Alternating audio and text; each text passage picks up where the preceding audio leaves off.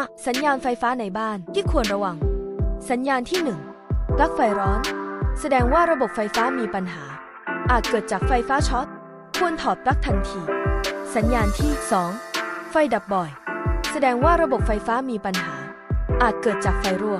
หรือวงจรไฟฟ้าชำรุดควรตรวจสอบเบรกเกอร์สัญญาณที่ 3. เครื่องใช้ไฟฟ้ามีเสียงดังผิดปกติแสดงว่ามอเตอร์หรือชิ้นส่วนภายในชำรุดสัญญาณที่ 4. จับเครื่องใช้ไฟฟ้าแล้วไฟดูดแสดงว่าไฟรั่วหยุดการใช้งานอุปกรณ์ไฟฟ้าสัญญาณที่ 5. สวิตช์ไฟร้อนหรือมีรอยไหม้เปลี่ยนสวิตช์ไฟใหม่พอรู้สัญญาณเตือนและจากนั้นก็ควรตามช่างมาเช็คและทั้งหมดนี้ก็คือ